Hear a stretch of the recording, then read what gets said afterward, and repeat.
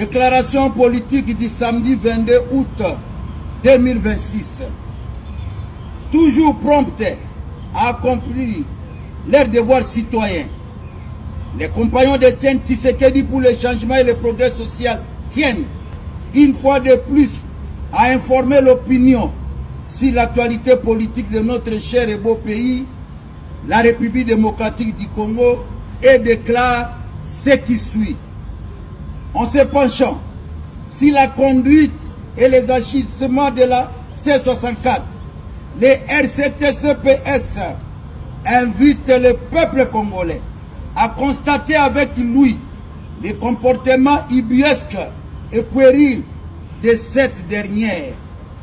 En effet, la C64 apparaît aujourd'hui comme un moulin à vent qui tourne à vide.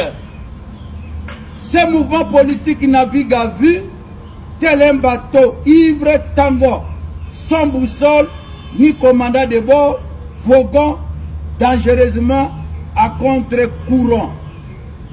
Si la C64 est, comme elle le prétend, un mouvement politique sérieux, comment peut-elle expliquer qu'en l'espace de 2 mois, elle programme des actions aussi désarticulées les unes que les autres? Tenez, avant-hier, elle s'est proposée de porter plainte à la Cour constitutionnelle contre le président de la République pour haute trahison sans qu'aucune raison ne le justifie. 2. Hier, c'est une marche qu'elle projetait jusqu'au palais de la Nation pour réclamer, sans motivation justifiée, la démission du chef de l'État sans jamais la réaliser. 3. Aujourd'hui, c'est une énième marche qu'elle prétend organiser jusqu'au palais du peuple pour le 15 septembre 2026, tout en sachant pertinemment qu'à cette date aura lieu la rentrée parlementaire et que le palais du peuple ne sera pas accessible. 4. Le soir du même jour, la C64 annonce des actions de grande envergure, tant à Kinshasa qu'en province, sans en spécifier ni la raison, ni le contenu, ni la nature, tout en sachant parfaitement qu'elle n'en a pas la capacité. 5. Est-il nécessaire de rappeler ici que pour crédibiliser la pseudo-marche qu'elle a tenté d'organiser le 22 juillet dernier, les membres de la C64 ont créé des morts d'hommes fictifs, inventé de fausses blessures qui n'étaient que du maquillage, de la couleur rouge, du ketchup et au sang d'animaux.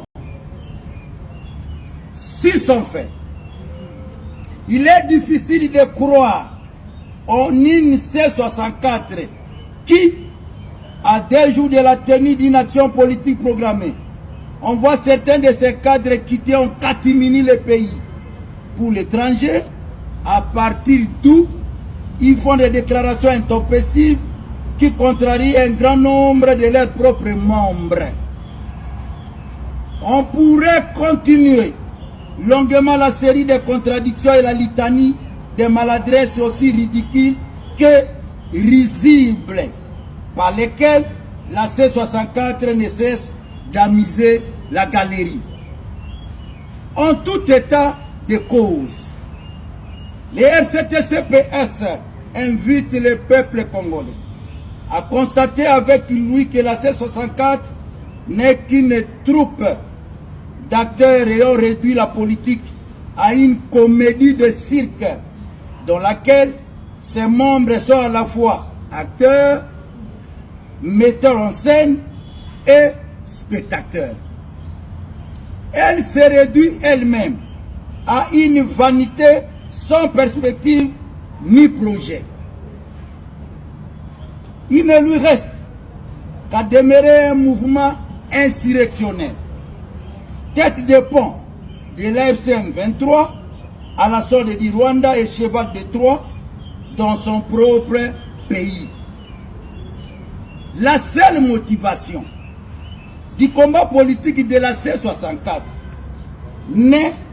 c'est la haine en la personne du chef de l'État, Félix Antoine Tshisekedi Tshilombo, et à la défense des intérêts du Rwanda à partir du moment où elle exige la présence de Kabila et Nanga au dialogue.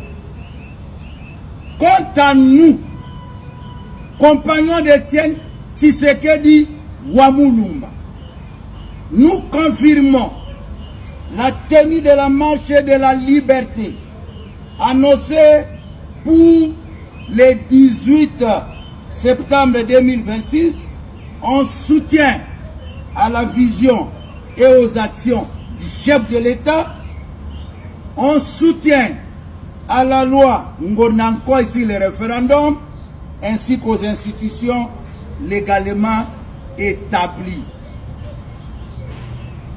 En démocratie, on ne prend pas le pouvoir par les armes. Oyazana Matoya Koyoka Ayoka. Nous avons dit et nous vous remercions.